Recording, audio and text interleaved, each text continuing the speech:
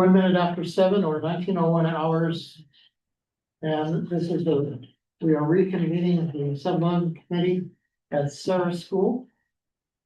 My name is James Sanders. I'm the chairman of the committee, and I would like to take a roll so I can tell whether we have a quorum now. So if you'll just bear with me a moment. Mr. Gosney, Dr. Gosney, James Sanders here. Arthur Rentila. Here. Nicholas Krasinski. Present. Maureen Tons. He's right behind you. Oh, Are you present? Yes, I am. Sorry. John Kellogg. Present. Eli Moore. Yes. Kevin Markarian. Here. With apologies for mispronouncing it so many times. Mr. Agradano. Present. Very good, thank you. All present and accounted for, we have a quorum. So I am now going to go through this, just a few things here. Committee meeting agendas are available for review at the Facilities Operations Center, 1400 Marina Way South, Richmond, 94805. The Portola site, 7250, Portola Drive, Cerrrito, we've been there, and Adams site, 5000 Patterson Circle. And then here at the Serra campus, which is 6028 Ralston Avenue, Richmond.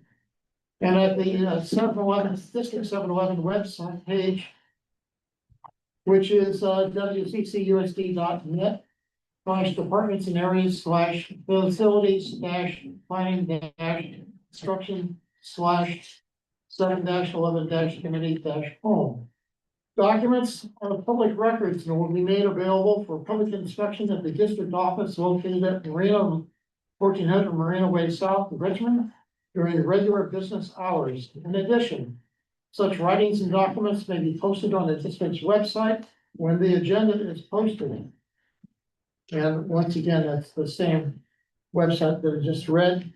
We have concluded our site block number 1 and site block number 2, and we are now meeting at Serra Campus Multi-Purpose Room at 6028 Ralston Avenue. You can attend the meeting in person. The meetings are also broadcast via Zoom using the following link by computer. Please click the link below to join the webinar, and that's www.zoom.us/J/952-674-96227, 96270. So I'll read that once again, 952-674-96270, or by telephone at 669-444-9171. The webinar ID is 952-6749-6270. By board policy, I read the following. Let's see, I was looking for our land acknowledgement. I guess it's not. Pledge of allegiance is actually first on the agenda, Chair. Okay. Minutes after that. Well, I just did call to order, so we do go to B2. And do we have a flag? Yes, we have a flag. Everyone please stand.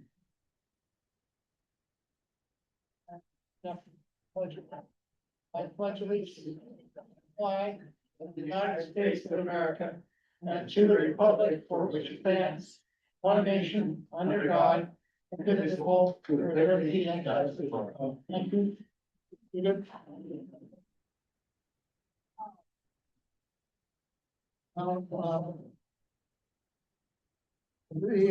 public will have different opportunities to address the community, the committee. The public can address the committee during public comment and before an action or discussion item. The public can provide comments in person via the Zoom app or by telephone. Public comment will last approximately 10 minutes. The time allotted for each speaker is 2 minutes. If you were attending the meeting in person, you will need to submit a request to address the board form to indicate your desire to speak during public comment on a non-agenda item before the agenda item begins.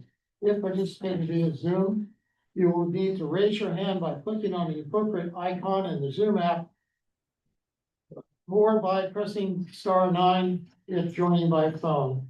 No yielding of time or substituting of speaker is permitted. The public will have an opportunity to make public comments on agenda items after the presentation for each discussion and action item. The time allotted for public comment on each action or discussion item and items not discussed on the agenda will be no more than 10 minutes and 2 minutes per speaker. Due to the Brown Act, committee members cannot discuss items not on the agenda and do not usually respond to items presented in public comment. And then special accommodations upon written request to the district, disability-related modifications or accommodations, including auxiliary aids or services, will be provided. And there's a phone number, 510-307-4545. Yeah, I need to call that 48 hours prior to the meeting. Item B3, we acknowledge that we are presently on the lands of the Cochino, Uwekma, Parkine, or Willing peoples, and acknowledge them as the first inhabitants of the land that we currently occupy. And then the labor and body recognition, I acknowledge that the burden of environmental exploitation and systemic injustice falls upon the labor of Black and brown bodies in the building of this country and its institutions.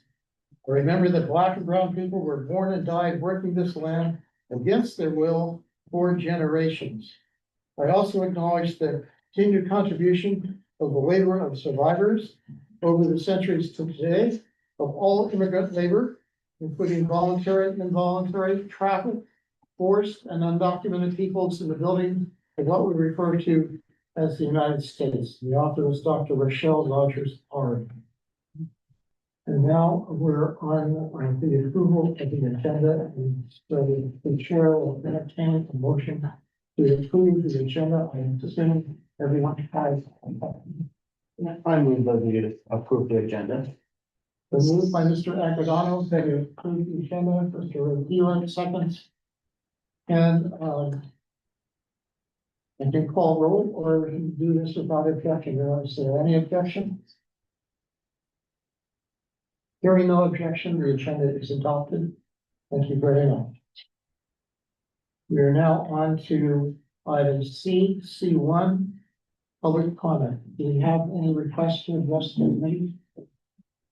Oh, excuse me, Mr. Joya asked, and I'll just take this out of order. Mr. Joya asked for a few minutes to address. 2 minutes is all I 2 minutes. You got it. Good evening. I'm John Joy. I represent the Serra and the Board of Supervisors. I want to first thank the committee for 7-Eleven committee for all your work. I know this is time consuming. It's gone on for a long time, and the school board will be taking your recommendation under consideration soon. I just wanted to make a few comments, and I will send these documents to the school district and to you so that you have them. I just want to make a couple of points. The general plan and zoning has changed since you last did your analysis in early 2024. Density for the site is 10 to 30 units per acre. And it's also now mixed use low density, meaning you could also have commercial neighborhood serving retail, things like that, which the community has been strongly in favor of those types of uses as well. There's also a number of policies that we put on our general plan for this area and this site that was really guided by a lot of community discussion at the East Richmond Municipal Advisory Council. I won't go into them all, but these are things that a developer would have to comply with. I think the message is this property is probably more valuable than what you estimated because of the higher density. It also allows, as I say, mixed use for neighborhood commercial, things like that. But some of the policies that we added were things like the development would provide reasonable protection for existing residences regarding views, design compatibility, adequate parking, things like that. That the views that we would ensure that views of scenic natural features like the bay and the developed environment like the skyline are substantially preserved. That we condition new development to minimize impacts on neighbors and local roads. improving pedestrian and roadway infrastructure in a manner that sort of balances the needs to retain community. We promote local serving commercial uses to encourage small business growth, create retail shopping near residents. Then we also, for this particular site, conduct community workshops to explore options for future development at the Adams site.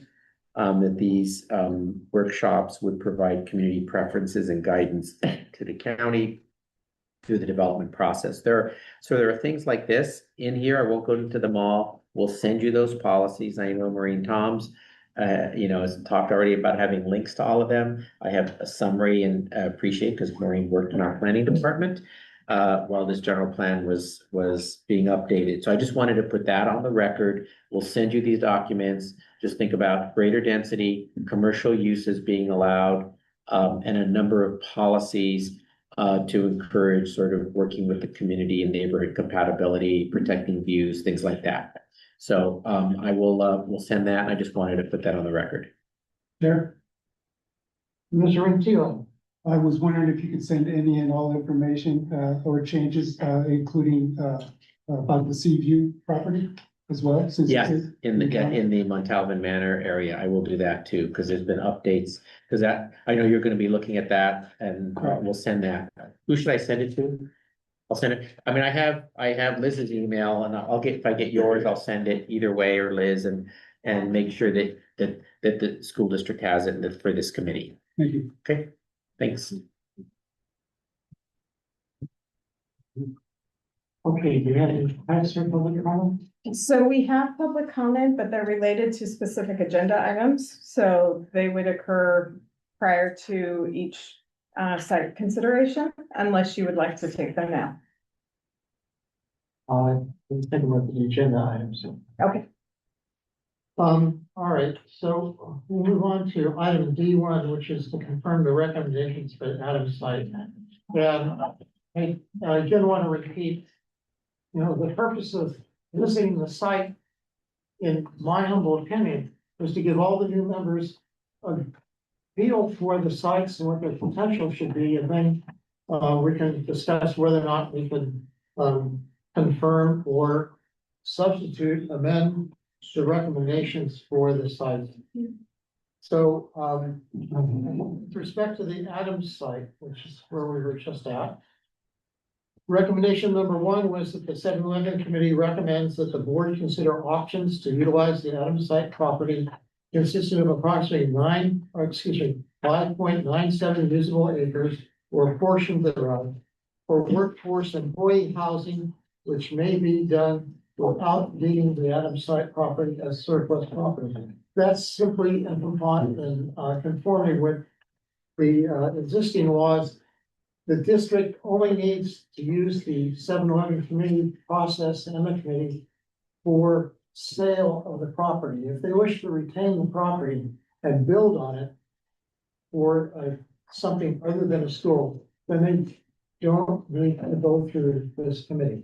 So that's what recommendation number 1 is. Is anyone feeling that question? Well, throughout all of our conversations, amongst the committee, we've never really discussed swaps. Land swap. Correct. Yes. Okay. So that's something we can add. And I heard a question over here, Mr. Moore. Yeah, I had asked a couple meetings ago about the law related to some of the recent legislative changes. And I think that some of that relates to this question of whether something needs to be declared surplus. I think that's really important context, that we know the pros and the cons of declaring a property surplus. Can we get a presentation on that? If I put this super clearly, the board hasn't passed a resolution or motion declaring it surplus. Not yet. Not yet. That's what this committee is either recommending or not recommending for each one of these. Yeah, but my question is about changes to state law that change what the repercussions would be of declaring a property surplus. Ms. Tom? I can clarify your question, because I do remember it, is that if the property were to be used for, a workforce, educator workforce housing, it would not need to necessarily go through the 7-Eleven committee process. But if you want more flexibility where you could have market rate, with inclusionary affordable housing or workforce housing, then you would go through the process. Going through the process would allow you more flexibility. Did that answer your question, Mr. Moon? I guess my question, maybe it's not a question, maybe I should just submit it as like a potential agenda item. What I would like is somebody from the legal team to actually present on what are those laws that have changed. Because I get the general, kind of like what the general difference is. I think there's a lot more to it than that. Mr. Henderson, would you like to comment? We absolutely can do a presentation on that. Ms. Toms is very accurate in your statement, but so are you. There's a little bit more to it depending on probably 4 different statutes that have passed in the last 3 years. And an understanding by the 7-Eleven committee of what the repercussions of that would be is good. But they also, what we just pointed out, this is ultimately in the board's lap. But it'd be, I think it'd be good information for this committee to have it. We could do it relatively quickly. I don't want to do a 30-minute presentation, but maybe a 10 or 15-minute presentation. At a subsequent meeting. Yes, if it was on the agenda tonight, I would scramble and put one up on the screen that I had done before, but it's not on your agenda. Very good. Mr. Gosney? 2 things real quick. Your partner last meeting promised a presentation at this meeting. But it was asked. You didn't agendize it, so. No, I understand. Mr. Chair, do you think it would be appropriate to try to explain to the group here what a land swap actually means, either by yourself or by our attorney? I'm just gonna put it on an agenda, as an agenda item, the sense of the chair is that no one's ready to endorse any of the 3 recommendations at this stage, so I was just gonna add that, and then we would revisit this. And if I recall, I believe in September of 24, there was a presentation with the committee at that time on exchange. And it's 2019 as well, but. No, it's a group of people plus. Gentlemen, excuse me, Mr. Crescenzi had a saying. Also along those lines, you talked about at one point not transferring a property, leasing it out as a form of generating revenue. I'm curious, in that sort of proposal, what would be the cost to the district in the sense of managing managing leases? What does that cost the district legally, the creation of those contracts? What does that cost compared to an actual sale of a property?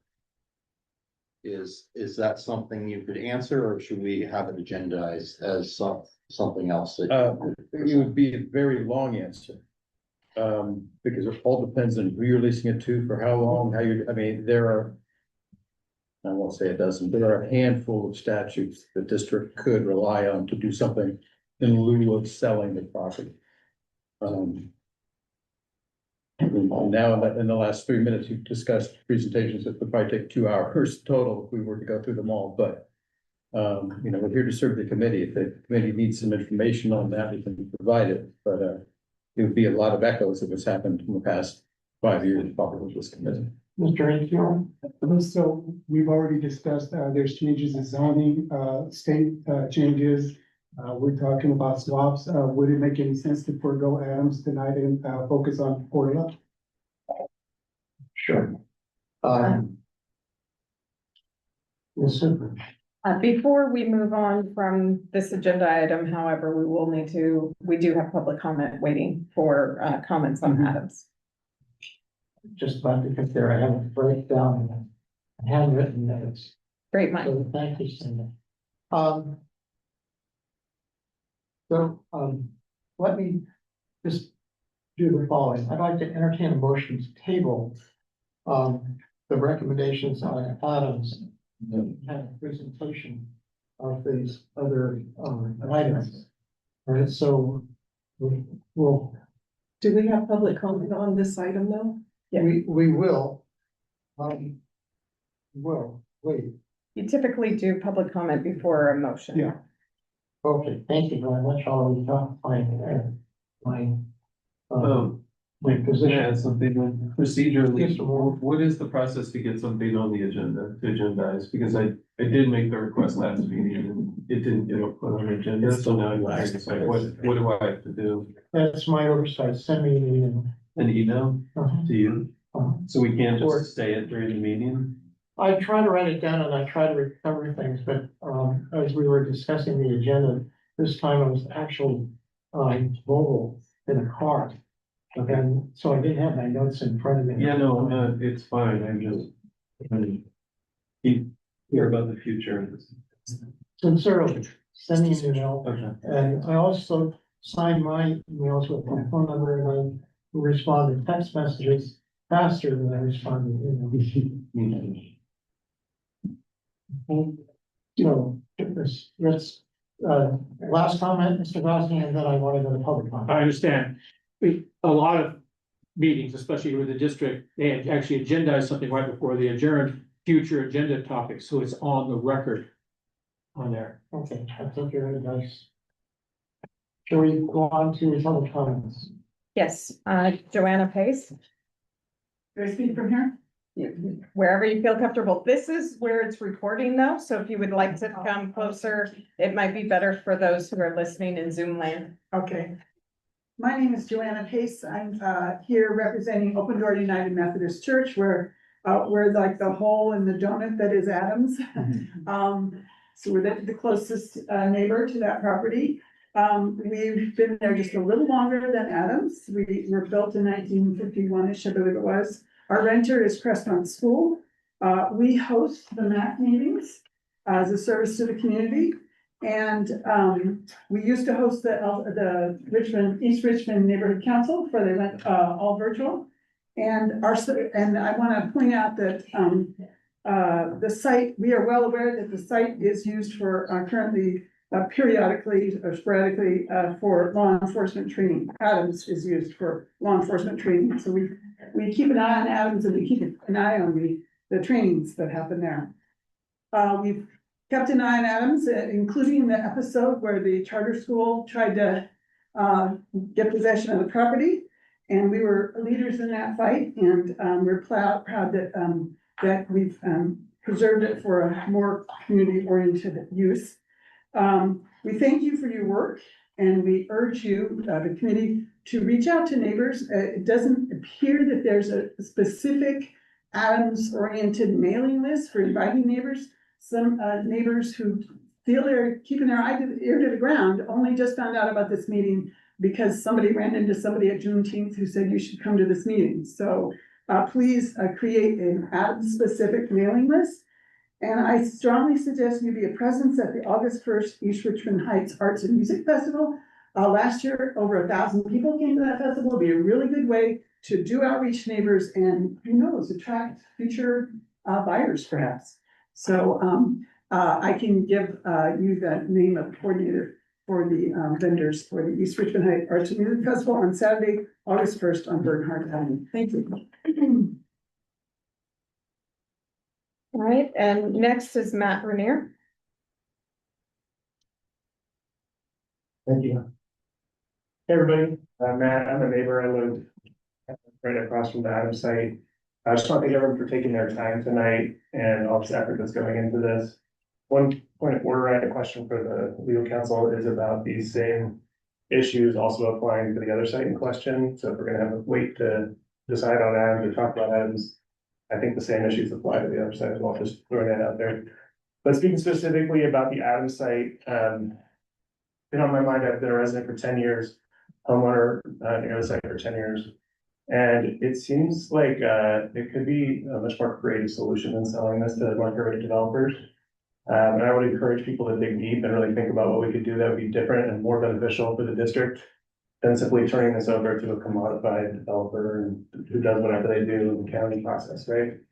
And my understanding is a 2020 law that was AB 3308, passed in October 2020, that permits school districts and developers to restrict occupancy to teachers and school district employees on land that's owned by school districts. So as soon as you make this a surplus property and turn it over, you're gonna lose that ability to turn this into teacher housing. And we know as a county that it's almost unaffordable for teachers to live here. Maybe there's a solution where we can have a really responsive property management, arm of the school district. Now, I know that sounds crazy, we can do it. I'd serve on it or whatever, to actually get mixed use, but include subsidized housing for teachers. So I would just encourage all of us to think creatively there. Also, just a note for the county, I just want to note a lack of gender and racial diversity on this board. I appreciate you all as an older white man myself, but I think we can do better than this for future boards. And thank you. Next. And then Adelaide Hope. Certified. Close enough. Okay. Hi, I'm Adela Ho, and I'm also a neighbor on the south side of Adams. And actually, a lot of what our thoughts are reflected in what Matt just said. We recognize the need for teacher housing. We think this would be a great opportunity. There are examples from other school districts in the Bay Area who have successfully implemented projects for teacher housing. So take a look at those. From the neighborhood perspective, our concerns were traffic generation, aesthetics, and basically that whatever happens at this site be done in an environmentally responsible and nice manner that does not detract from the neighborhood around it. So, and we believe that can happen.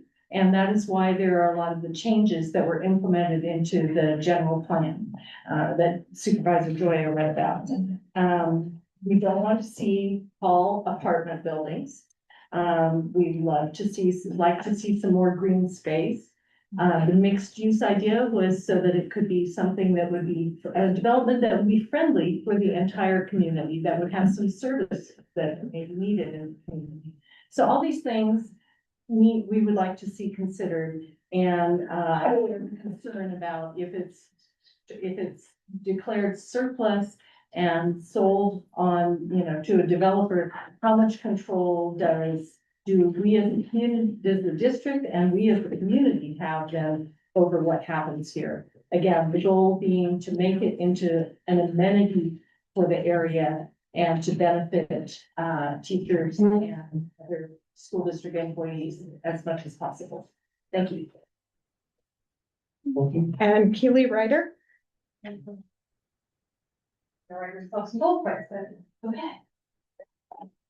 Just adding on to what my neighbors were saying, I'm also a homeowner on Ralston, the corner of Clinton, so just down the street from Adams.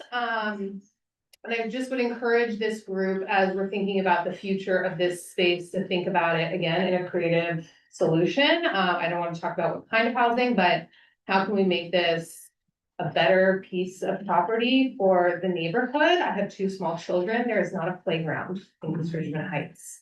If we're thinking about community development, how can we incorporate things like community centers or playgrounds or open space? Or I heard some folks on the tour talking about community gardens.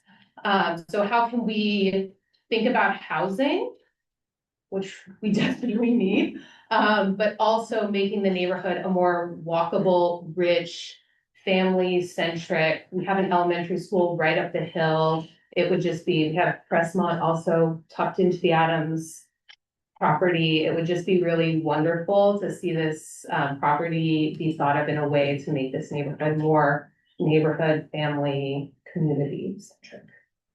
It's my whole point. Thank you. Thank you. Are there any online hands up? I see no hands at this time. Okay. All right. Now let's go back to entertain a motion to table the discussion, the recommendations, right, for the Adams side until we can have a presentation of the other alternatives. Mr. Thomas? I'm wondering if we should get really like clear about what we're asking for council to present on, because I heard I think 3 different things, and then council was like, boy, that's gonna take all day, so I want to just, would it make sense that we all get on the same page about what it is we're asking for, and not just kick down the can and then come back and realize, oh no, we didn't hear what we did, or. Mr. O'Donnell? Well, I was just wanna make sure that we consider on the motion, not just the Adams side, but also the, our Seaview, property was also, had changes,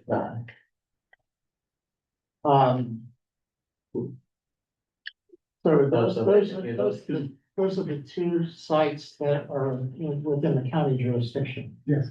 So would you, I don't want to be the maker of the motion. Can I put that simply? I'd rather have the committee work out whatever motion you want to pass. So, is it your feeling that we should look at the 2 county sites at the same time? There's This time? Well, there's 2 separate agenda items. Right now, we're on Adams.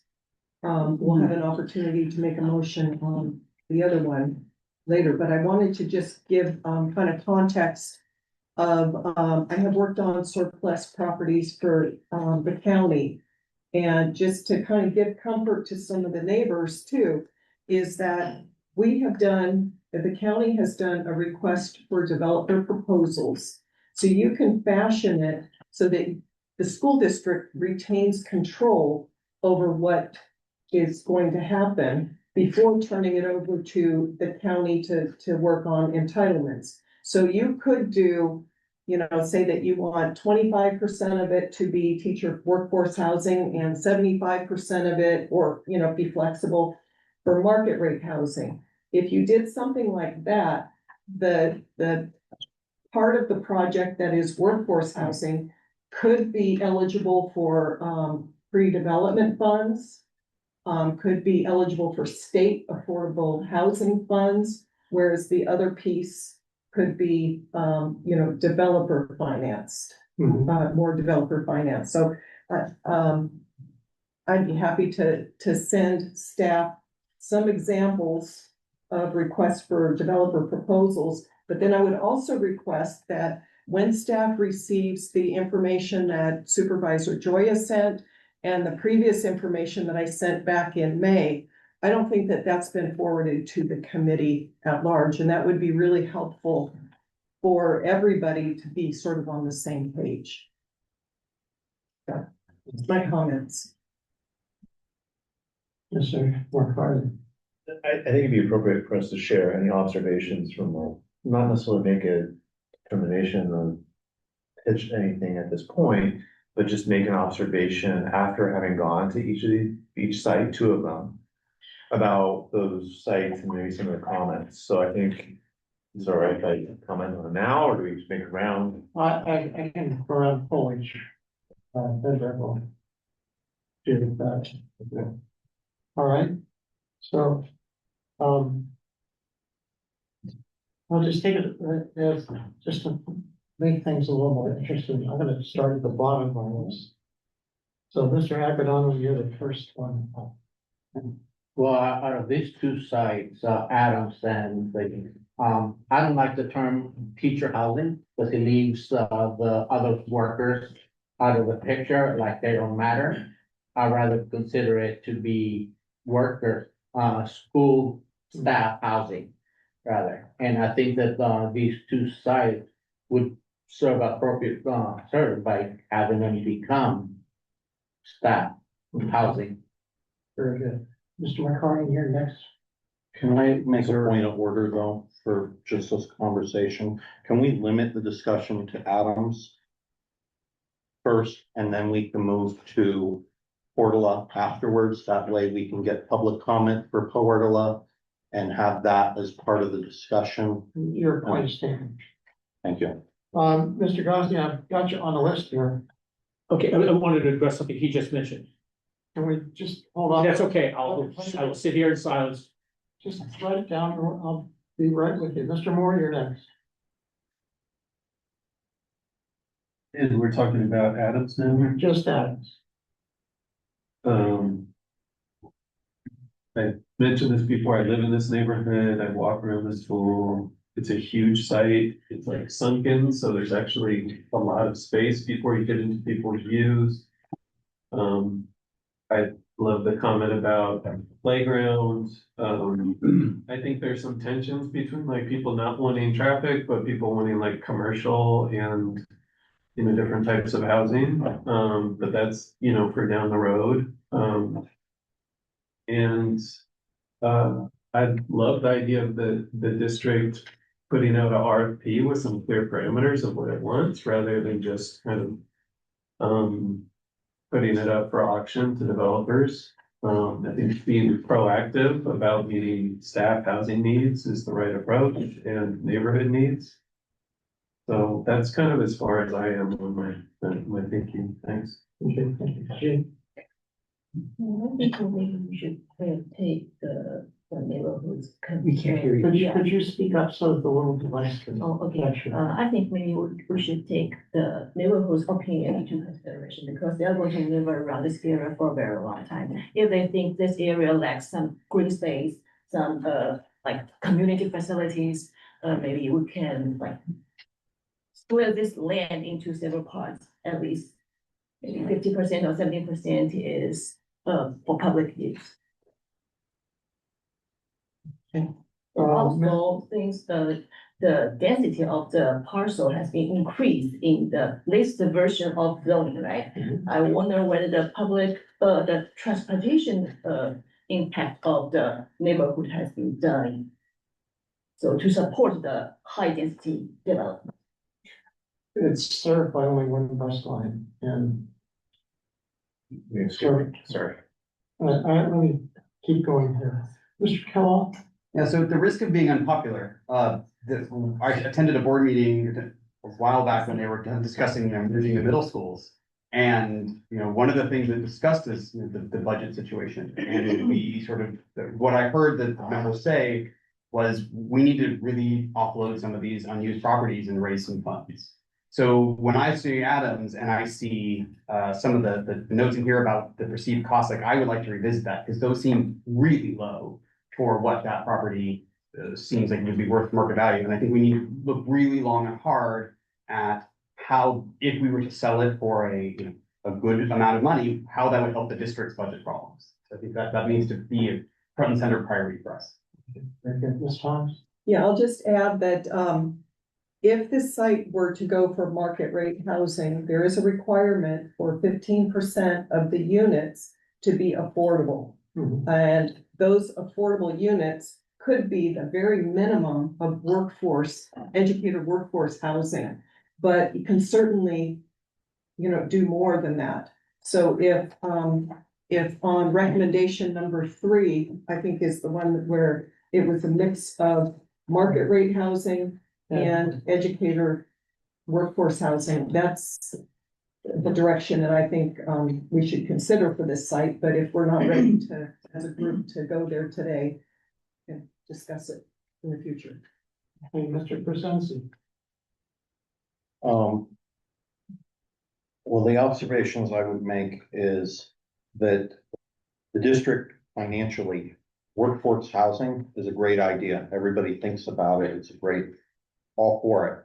How do you pay for it? The land swap thing is probably, you give a portion of the land away for free and you have the developer who builds market rate housing pay for building your workforce housing. What that costs, what that looks like is where you I feel you have to look at, the question that I asked before, what does it cost for, if you lease land and make that available, are the directions that we need to look at, because without knowing that, you can't really make a very reasonable or educated decision. The other things that would come into play, and Ms. Toms may be able to answer this, is the amount of green space that a developer is required to put into a particular parcel like this, what that would be, whether they have to pay park and lieu funds to somewhere else, how close that has to be, how that gets divvied up in the county. That is a direction that also those questions to be answered, because if the county can use it anywhere in the county and they take the funds and they move it to the far side of the county, that doesn't benefit this neighborhood. Okay, Mr. Renfield. I was just trying to look it up, affordable housing is a misnomer. I don't know of a lot of teachers that could afford affordable housing, to be quite frank. And I've never heard anybody, talk about, subsidized housing in this neighborhood. In my neighborhood, we have over 1,000 units that are subsidized. And, if you want to, be equitable, then we need to, discuss that. Okay. Also, we need to reassess the, property value.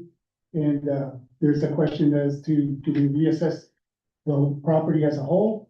Or do we divide it and get 5 different values and then, add that up as one? So there's a lot of questions, regarding the Adams site before we can make any decisions.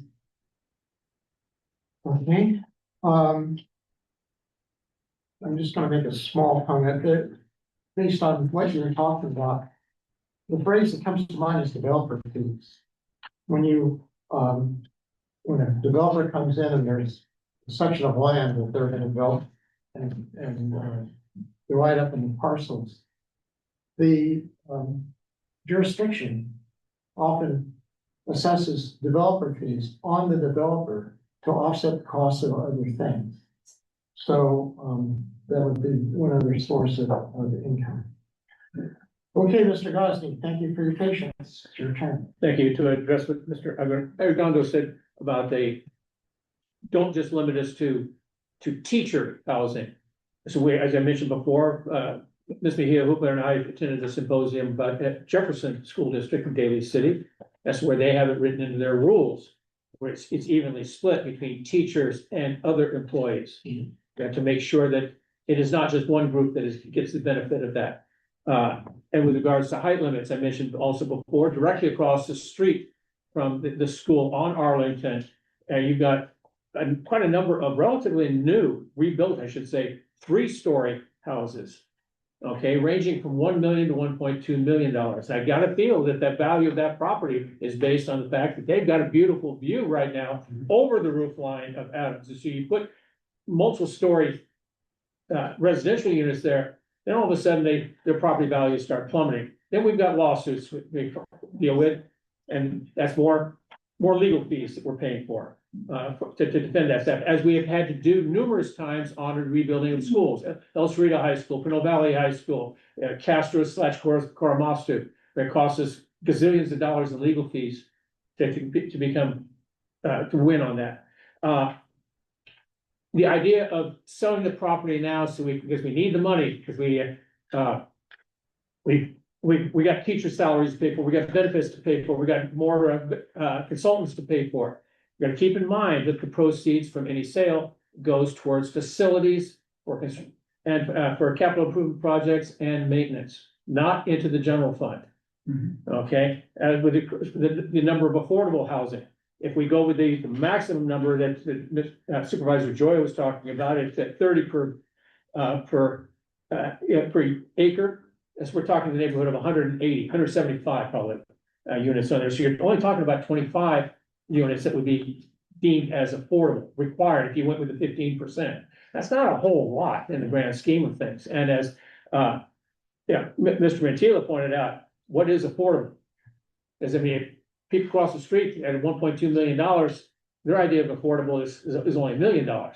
Yeah, we can handle that. We can't handle 1.2 million. But the employees of the district, they have to be subsidized, and who's going to subsidize it? You're asking the taxpayers to pay more money for that. That's going to be a difficult one. And on the land swap, a lot of the land swaps have to do with swapping out for land for businesses, land with businesses that generate a revenue, not so much just you know, we trade our vacant lot for your vacant lot. That doesn't happen nearly as often as swapping it out for a piece of property. The one that they love to throw out is somewhere in the Sierra foothills, I guess. They swapped out a piece of property that had a Home Depot on it, and bringing in $1 million a year in revenue to the school district. Because nobody in all the presentations I've been to has ever shown me a second example of something successful on that. So I don't know. I'd take the $1 million a year though. But we're talking about the Adams site. I don't think anyone's gonna put a Costco on the Adams site. No, they may not, but we swap it out. It's up to the new owners to decide what's gonna be done with it, and then negotiating with the county and the neighbors and everything. But if the school district itself swapping it out for a piece of property in some other locale.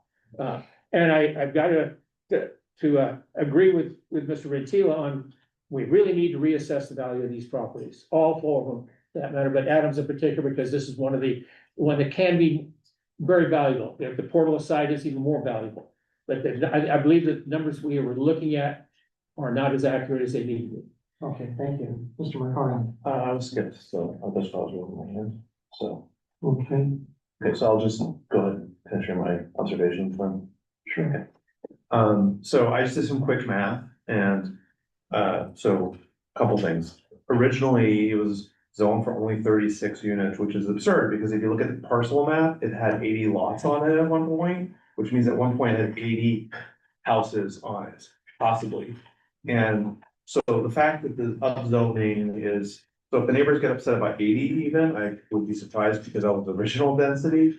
At 10 to 30 units an acre, that's about 60 to 180. So anywhere below the 80 up to twice the original. So like instead of 80, it'd be 120 or 180 units. So just like some rough math. So let's say you had 80 lots, just like you did before, and you sold them for $140,000 a piece. That was the average.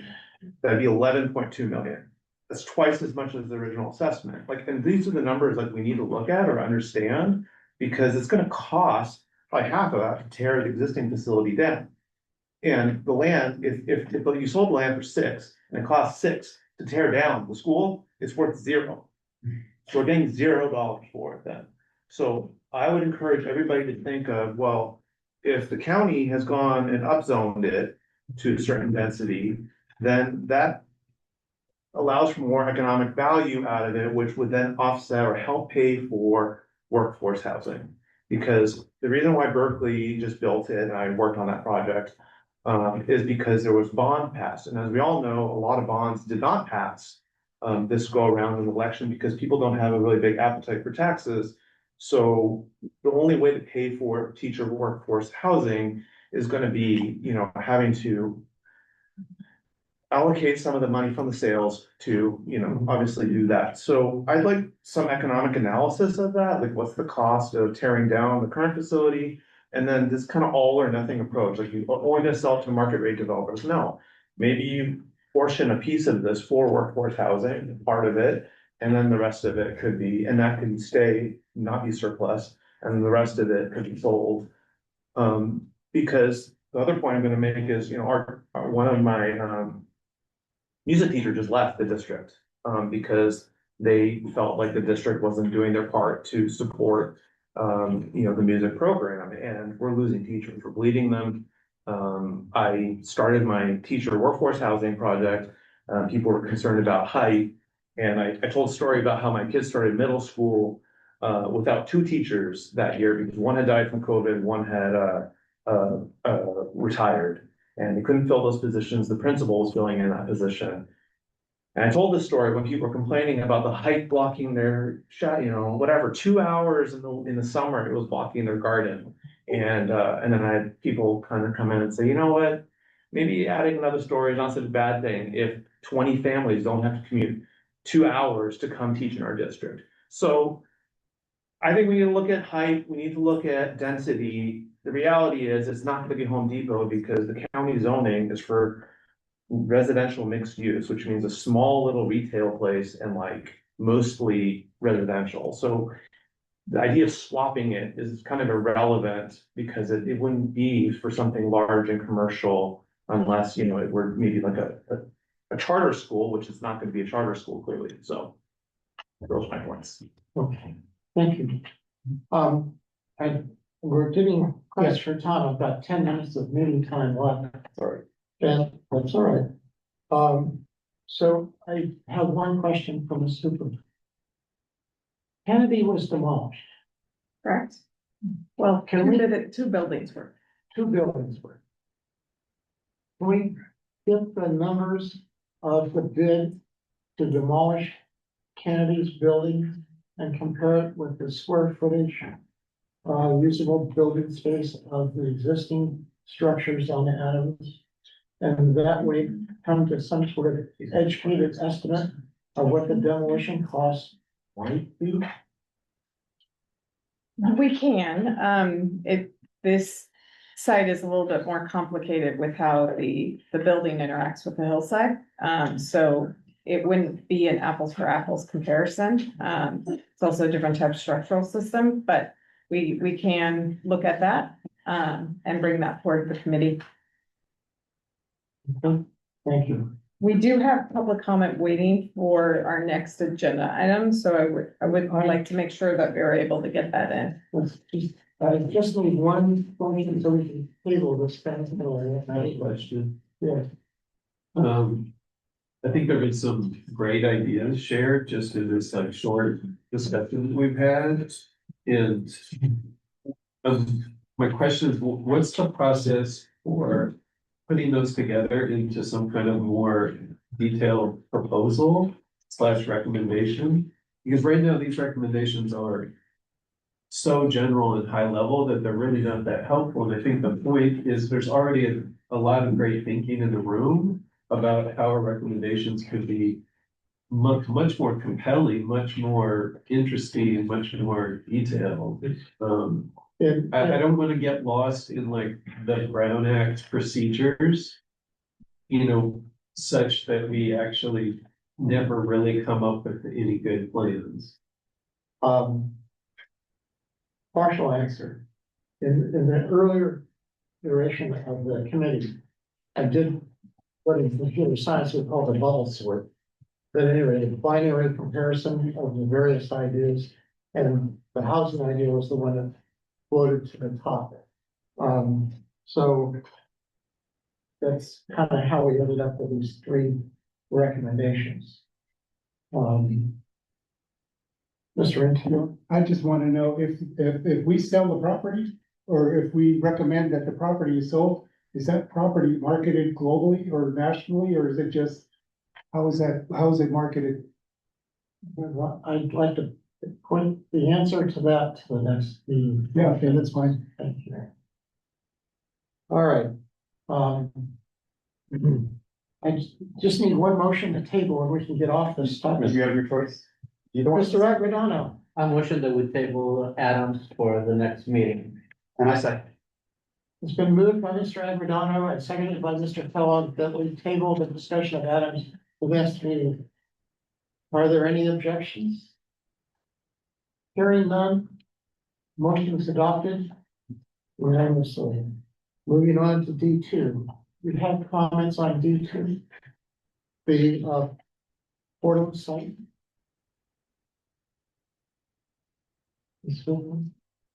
Yes. Comments on D2. There are, I didn't know if the committee was going to do comments first, but we can move straight into these. Sarah Butler. Thank you. I'll come over here. Hi, everyone. I'm Sarah Butler. I'm a member of the Contra Costa County Board of Education. I'm here to talk about Portola because right next to the site that you looked at today, the lower Portola is occupied by Invictus Charter School. And that happens to be one of the charter schools that our county board authorizes.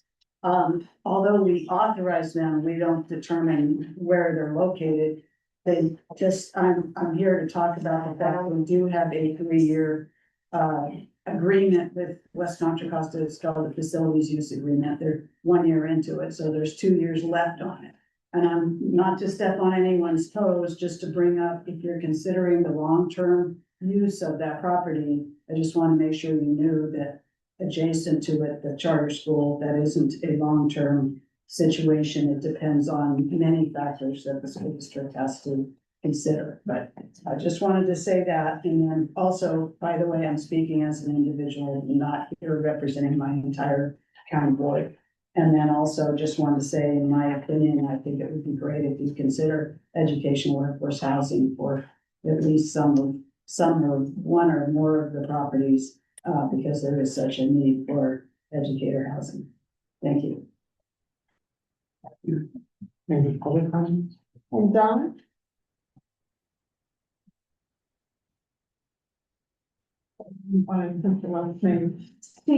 So, thank you for, 7-Eleven board and chair, thank you for, arranging for that site visit. For those of you who were there when you came in, on the right-hand side, there is a garden that is, maintained by the Master Gardener Program of Contra Costa County.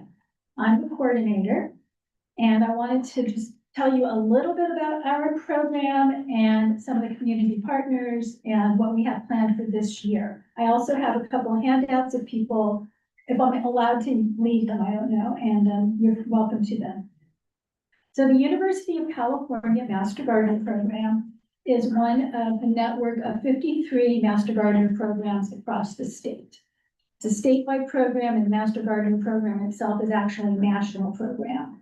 We're affiliated with the land-grant universities as part of the mission of the university is to extend, connect the university with the public. And the Master Gardener Program is one of those extension arms.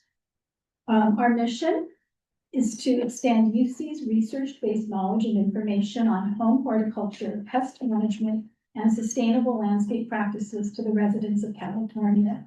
Guided by our core values, acquired knowledge, and program initiatives, Master Gardeners are volunteers who aim to inspire, to educate, and to build local communities of knowledgeable gardeners. All of our services are given to the public for free. This is part of the give back of the University of California. We currently have about 283 trained Master Gardener volunteers, and as of a week and a half ago, when I ran a report, we have contributed over 33,000 hours of volunteer time in support of education in Contra Costa County. The value of a volunteer hour in California is about $41 per hour. So if you add that up, we contributed well over $1 million to supporting Contra Costa residents and through our educational things. We have tables at farmers markets. We have monthly webinars that we do in partnership with the Contra Costa Library. We support over 50 school gardens, including Mira Vista. We also have over 20 community garden programs that we support. We also have several demonstration gardens. Not only do we have our water conservation garden at the Portola site, we also have 2 fire-wise demonstration gardens, one in Richmond, one in Moraga at the fire stations. We have a native plants garden in Concord. We have an overall general demonstration garden in Antioch. And our largest demonstration garden is in Walnut Creek, and the produce that comes out of that garden, it's about between 16 and 18,000 pounds of produce, is donated to the Monument Crisis Center to support our communities in need. Excuse me. Am I out of time? You're out of time. Okay, well, thank you. And then we have Betsy Basher.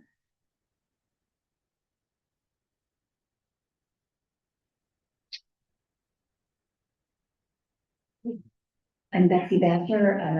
I live in El Cerrito, and I have a women's website, Livable El Cerrito. There are so many great questions that are being asked tonight, and it sounds like it's really a wise idea to table it and try and get more information. At the Portola site tour, I specifically heard people asking about the assessments and appraisals, the comparables being claimed, and then some of these are including, they're assuming a certain level of development, which might not be reliable. So it might be nice to have just the value of the land as well. And people are asking for more current financial information. I think that's great. I was very interested, in the Invictus site, which I know is not part of this,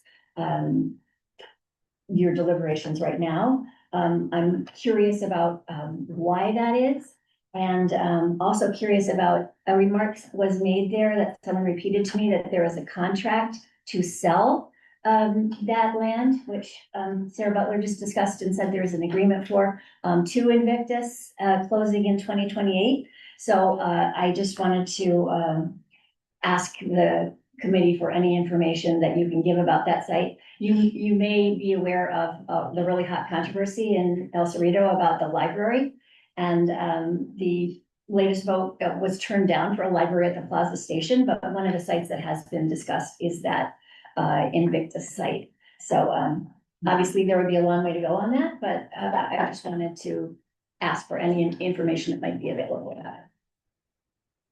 Thank you.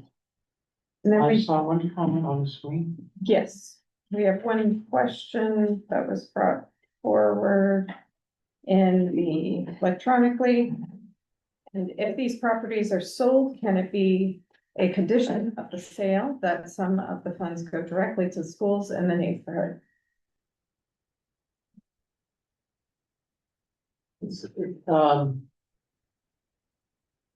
I think it's really difficult to allocate funds at our level to a specific site. Funds are allocated by action of the board. It's outside the scope of the committee. I mean, the committee technically can recommend anything they want to the board regarding the properties. However, it's the main purpose of the committee is to determine whether these properties should be surplus or if they should be maintained as part of the district inventory. And that is the primary function of the 7-Eleven committee. While there are additional recommendations that can be brought forward, that really is the charge. Okay, well, Point of order, please. Mr. Gosney, yes? Do you have a name attached to that last comment for the record? Was on the screen. Brendan. Who's the top? Brendan Draper. Brendan Drever? Brendan Draper. Thank you. I've got that. Yeah. Thank you very much. And, we are over time. So, I'm afraid that we're gonna have to, table action on Portola as well, but we still need to set time and place date for, our next meeting. And I really don't want to overwrite our memories of these two sites with the new sites. Yeah, I want to see them with the other sites. Would you all please pull out your phones or calendars and let's have a get going. The month of July, which unfortunately is vacation for most people. So we've been successful with Mondays. And the 4 Mondays in July are the 6th, the 13th, the 20th, and the 27th. 20th is a CBOC, and Ellen has to be there. 20th is CBOC. So now we are down to the 6th, the 13th, and the 27th. I can't do the 13th, RNCC, but 6th and 27th. 6th and 27th. Would June 29th be possible? I know it's not July, but it's the Monday next. We might not have time to. Oh, is that not? We have to 72 hours. 72 hours. Put things out with proper notice. The hard part is it sounds like there's quite a bit of presentation that wants to be at the next meeting. Right. That's all. It'd be good to get one of these schools out of the way. Or 4 of them, yeah. I know what you're thinking. July. Yeah, you can get it done in one meeting, you said. Man. July 6th has been suggested. I see a show of hands on July 6th. Fortunately, I'm on vacation, but that you should still meet without me. Very good. The show is yes or no? Your show of hands is if it'll work. Okay. It'll work. Also, Mr. Kellogg, Mr. Kellogg, could you possibly go online? I will be in Yosemite, or sorry, no, that's Yellowstone, so I don't think so. But if I find internet, I will join remote. Okay. That's 2 weeks from now. Can we also calendar the 27th? Just so we can all hold it. Okay. I will be on vacation that day. You too. That's Uh, two days. although there is, theoretically a person who will be, my new boss potentially, coming on board soonish, so. The next Monday is August 3rd. That No, may be a challenge for district staff, sorry to speak of that. August 10th. Are you guys on hiatus in August? But no, we're, saturation of meeting. August 10th. Well, the city council already sent work money or? Did I hear negative on that August 10th? No, I don't know. Yes. Cannot be August 10th. I can't do it to. August 17th. BDOC. Should we look at not Monday? Monday. Not Monday. At this point, we're now 2 months out. So Tuesdays. That was the problem we had before because the council Council meeting, is on hiatus. August would be. council's on high. Because then we went all the way. Well, most of them are. Yeah, okay, so let me backtrack, August 4th. August. Tuesday, August No, 4th. August 11th. Yeah, yes. 11th works. I'm receiving affirmative notice. But, yes. Are we, Yeah, if you can make a. Forum, are we speaking as, So people like it or not? 11, Mm-hmm. 11. You need the 18th? Yes. Do I see a hands on the 18th if 11 doesn't work? The 11, That 18, 18, going once? That's for me. You can make district bringing food. Yeah. We just sell one of the properties that pay for it. Yeah. Okay, Okay, I'll break. 18th. Rip? Sure. You're the man. She's doing something else. Did we land on the 18th? We landed on the 18th. So you've Wait, got. so are we saying 11th or 18th? Or just 18th? Tuesday, the 18th of August, So 11th is out. 11th is out. Okay, And, What was the? so, and July date? then the other one was July 7/6. Monday, Yeah, the first Monday. first July. Monday in July. Yeah, it works. Yeah, that was a consensus. Okay. Great. So, we'll have a presentation. I was taking very good notes. I have a feeling I know, maybe as we're packing up after we've agendized, I'll talk out loud about what I plan on talking about. You all can tell me if that's. I wrote down 6 items. You missed 4. Oh, wow. Could be. All right. So the future meeting dates are set as, Monday, July 6th, and, then next month in the 18th of August. We try to have these 2 schools wrapped up by August. I really do. Okay. All right, before you turn, can I make an announcement about the minutes? sure. Real quickly, I, number of you have been talking to me about the minutes, I appreciate John actually giving me written comments about them. Also looking at some of the comments made in previous meetings about previous minutes. I'll be making some adjustments to these, so what you've got right now, may not necessarily be what's gonna be sent out next time around. Okay, they will have the file name, they'll have a revision number on there. But we'll try to clean up some of these things, the errors that I made on there, and consideration of some of the things that you made.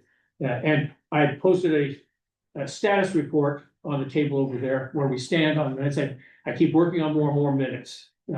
I got one more set done today, one yesterday. So they're moving along. Okay, thank you, Mr. Rosen. Can I also make a suggestion? One moment, please, I have a hand up. Okay. Would it make sense for us to approve last meeting? Yes. Since we were all here and we can just get it out of the way, not have it filled up. So we're- my, Yes. Okay. Chair doesn't make motions. I'd like to make a motion that we approve, the meetings, meeting minutes that were, set, for its last meeting. June first. June first, yes. Thank you. The June first minutes. I'll second.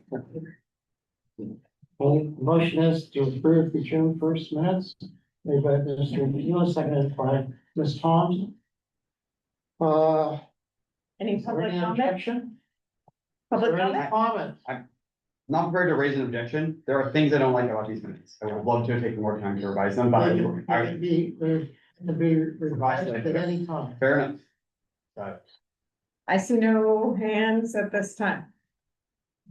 Okay, seeing none, without objection, the minutes of June first are adopted. Thank you. I need one more motion to adjourn. Motion to adjourn. Or I'll second. Been moved by Mr. Thoms and seconded by Mr. Mahalian, that we adjourn the meeting. All in favor? Aye. Opposed? Thank you all so very much.